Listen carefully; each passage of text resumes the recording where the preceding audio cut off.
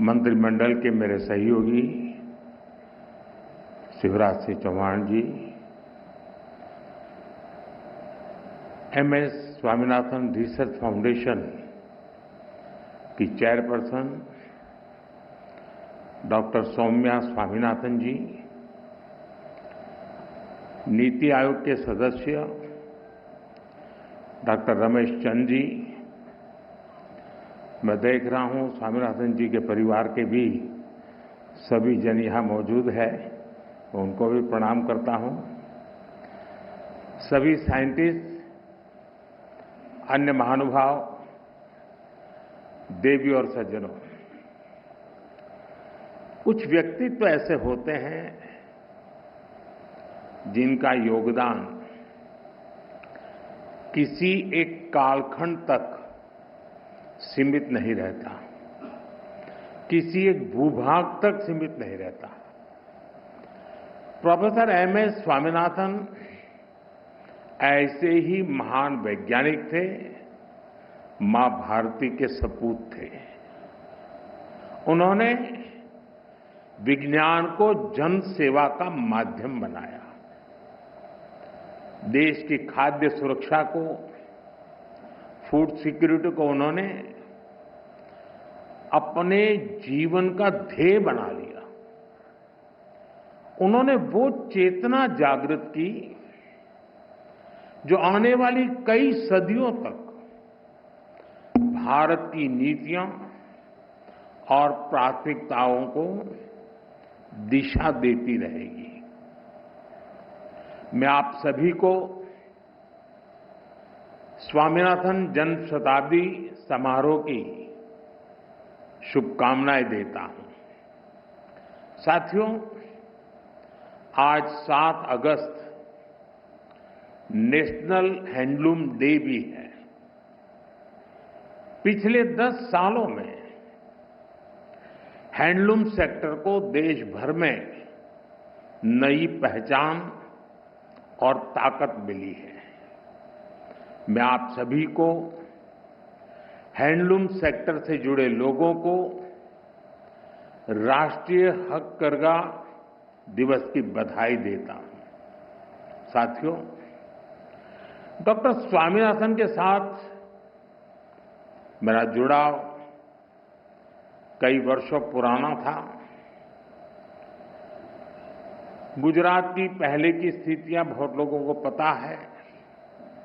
पहले वहां सूखे और चक्रवात की वजह से कृषि पर काफी संकट रहता था। कच्छ का रेगिस्तान बढ़ता चला जा रहा था। जब मैं मुख्यमंत्री था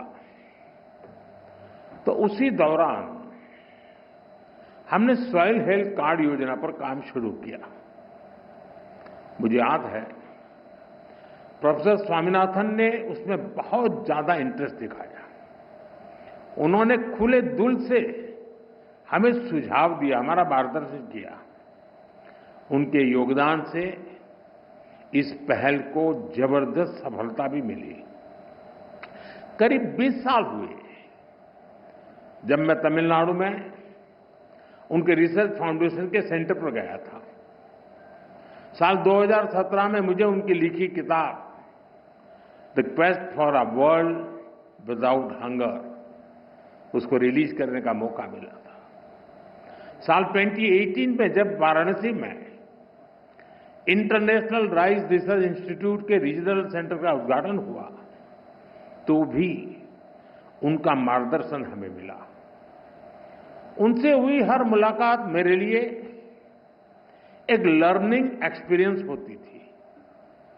उन्होंने एक बार कहा था, science is not just about discovery but delivery. और उन्होंने इसे अपने कार्यों से सिद्ध किया। वो केवल रिसर्च नहीं करते थे बल्कि खेती के तौर तरीके बदलने के लिए किसानों को प्रेरित भी करते थे। आज भी भारत के एग्रीकल्चर सेक्टर में उनकी अप्रोच, उनके विचार हर तरफ नजर आते हैं। वो सही मायने में मां भारती के रत्न थे। मैं इसे अपना सौभाग्य मानता हूं कि डॉक्टर स्वामीनाथन को हमारी सरकार में भारत रत्न से सम्मानित करने का सौभाग्य मिला। साथियों, डॉक्टर स्वामीनाथन ने भारत को खाद्यान्न में आत्मनिर्भर बनाने का अभियान चलाया, लेकिन उनकी पहचान हरित क्रांति से भी आगे बढ़कर थी।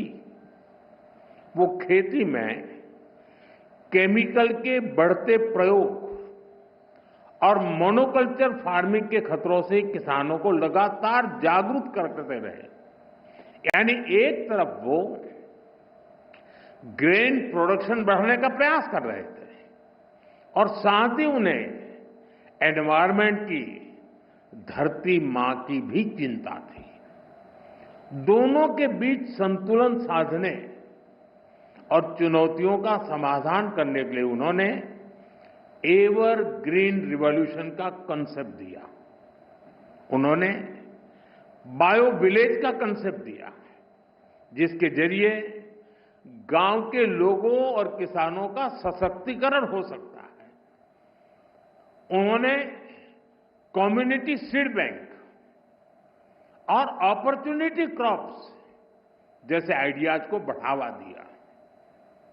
साथियों, डॉक्टर स्वामीनाथन मानते थे कि क्लाइमेट चेंज और न्यूट्रिशन की चुनौती का हल उन्हीं फसलों में छुपा है जिन्हें हमने भुला दिया है। ड्राउट टॉलरेंस और सॉल्ट टॉलरेंस पर उनका फोकस था। उन्होंने मिलेट्स, श्री अन्न पर उस समय काम किया जब मिलेट्स को कोई पूछता नहीं था। डॉक्टर स्वामीनाथन ने वर्षों पहले ये सुझाव दिया था कि मैंग्रोव की जेनेटिक क्वालिटी को धान में ट्रांसफर किया जाना चाहिए। इससे फसलें भी जलवायु के अनुकूल बनेगी। आज जब हम क्लाइमेट एडेप्शन की बात करते हैं तो महसूस होता है कि वो कितना आगे की सोचते थे।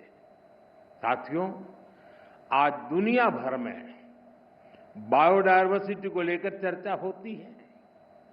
इसे सुरक्षित रखने के लिए सरकारें अनेक कदम उठा रही हैं, लेकिन डॉक्टर स्वामीनाथन ने एक कदम आगे बढ़ते हुए बायो हैप्पीनेस का आइडिया दिया। आज हम यहां इसी आइडिया को सेलिब्रेट कर रहे हैं।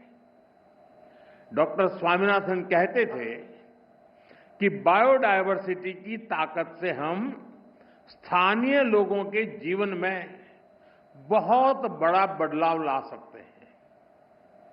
लोकल रिसोर्सेज के इस्तेमाल से लोगों के लिए आजीविका के नए साधन बना सकते हैं। और जैसा उनका व्यक्तित्व था, अपने आइडियाज को वो जमीन पर उतारने में माहिर थे।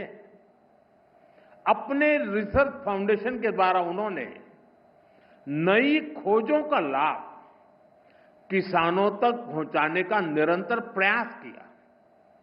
हमारे छोटे किसान, हमारे मछुआरे भाई बहन, हमारे ट्राइबल कम्युनिटी, इन सबको उनके प्रयासों से बहुत लाभ हुआ है।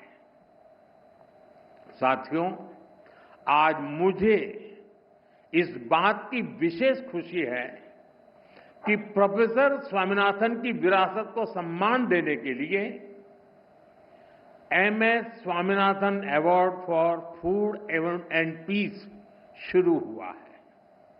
ये इंटरनेशनल अवार्ड विकासशील देशों के उन व्यक्तियों को दिया जाएगा जिन्होंने फूड सिक्योरिटी की दिशा में बड़ा काम किया है। फूड एंड पीस, भोजन और शांति का रिश्ता जितना दार्शनिक है उतना ही प्रैक्टिकल भी है। हमारे यहां उपनिषदों में कहा गया है, अन्नम न निंद्यात् तद्व्रतम, प्राणो वा अन्नम शरीरम अन्नादम, प्राणे शरीरम प्रतिष्ठितम। अर्थात हमें अन्न की, अनाज की अवहेलना या उपेक्षा नहीं करनी चाहिए। प्राण अर्थात जीवन अन्न ही है। इसलिए साथियों, अगर अन्न का संकट पैदा होता है तो जीवन का संकट पैदा होता है, और जब हजारों लाखों लोग के जीवन का संकट बढ़ता है तो वैश्विक अशांति भी स्वाभाविक है। इसलिए MS Swaminathan award for food and peace बहुत ही अहम है। मैं यह पहला अवार्ड पाने वाले नाइजीरिया के टैलेंटेड साइंटिस्ट प्रोफेसर आडेनले, उनको बहुत बहुत बधाई देता हूं। साथियों, आज भारतीय कृषि जिस ऊंचाई पर है वो देखकर डॉक्टर स्वामीनाथन जहां भी होंगे उन्हें गर्व होता होगा। आज भारत दूध, दाल और जूट के प्रोडक्शन में नंबर 1 है। आज भारत चावल, गेहूं, कपास, फल और सब्जी के उत्पादन में नंबर 2 पर है। आज भारत दुनिया का दूसरा सबसे बड़ा फिश प्रोड्यूसर भी है। पिछले साल भारत ने अब तक का सबसे ज्यादा फूड ग्रेन प्रोडक्शन किया है। ऑयल सीड्स में भी हम रिकॉर्ड बना रहे हैं। सोयाबीन, सरसों, मूंगफली सभी का उत्पादन रिकॉर्ड स्तर पर बढ़ा है। साथियों, हमारे लिए अपने किसानों का हित सर्वोच्च प्राथमिकता है।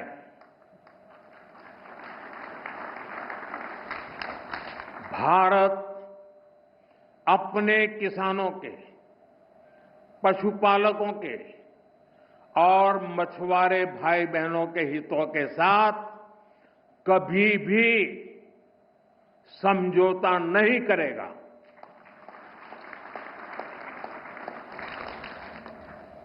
और मैं जानता हूं व्यक्तिगत रूप से मुझे बहुत बड़ी कीमत चुकानी पड़ेगी, लेकिन मैं इसके लिए तैयार हूं। मेरे देश के किसानों के लिए, मेरे देश के मछुआरों के लिए, मेरे देश के पशुपालकों के लिए आज भारत तैयार है।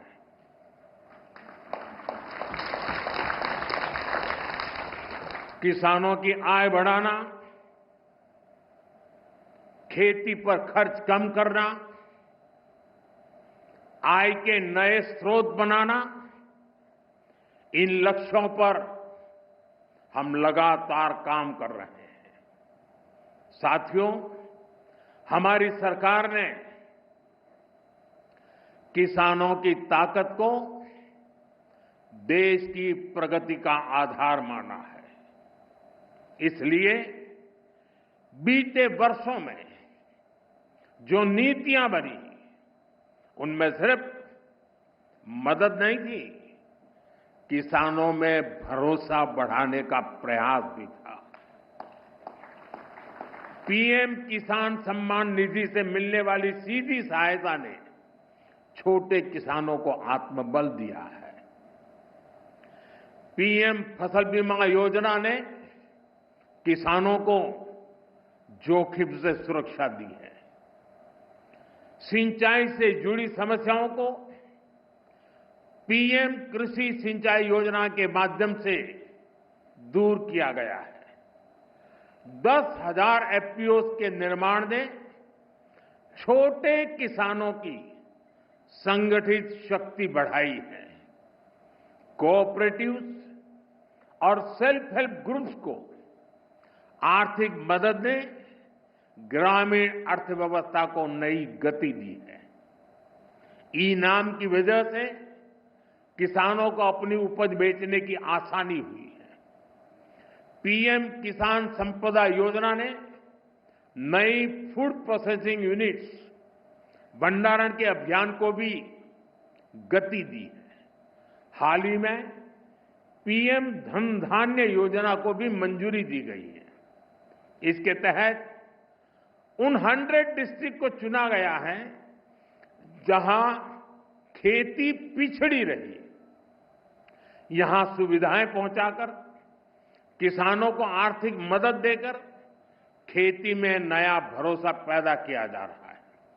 साथियों, 21वीं सदी का भारत विकसित होने के लिए पूरी जी जान से जुटा है और ये लक्ष्य हर वर्ग, हर प्रोफेशन के योगदान से ही हासिल होगा। डॉक्टर स्वामीनाथन से प्रेरणा लेते हुए अब देश के वैज्ञानिकों के पास एक बार फिर इतिहास रचने का मौका है। पिछली पीढ़ी के वैज्ञानिकों ने फूड सिक्योरिटी सुनिश्चित की।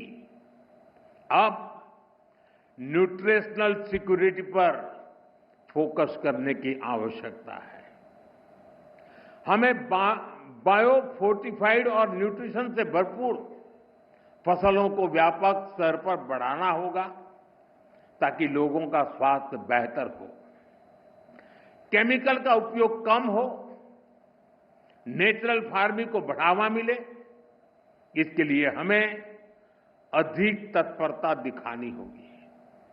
साथियों, क्लाइमेट चेंज से जुड़ी चुनौतियों से आप भली भांति परिचित हैं। हमें क्लाइमेट रेजिलिएंट क्रॉप्स की ज्यादा से ज्यादा वैरायटीज को विकसित करना होगा। ड्राउट टॉलरेंट, हीट रेजिस्टेंट और फ्लड एडेप्टिव फसलों पर फोकस करना होगा। फसल चक्र कैसे बदला जाए, किस मिट्टी के लिए क्या उपयुक्त है, उस पर अधिक रिसर्च होनी चाहिए।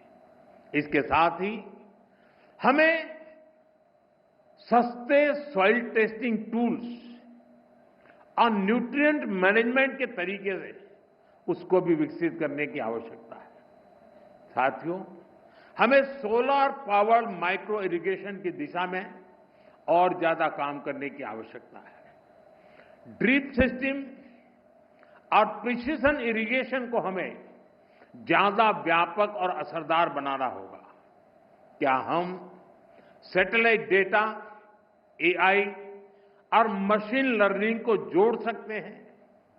क्या हम ऐसा सिस्टम बना सकते हैं जो उपज का पूर्वानुमान दे सके, कीटों की निगरानी कर सके और बुआई के लिए गाइड कर सके? क्या हर जिले में ऐसा real time decision support system पहुंचाया जा सकता है?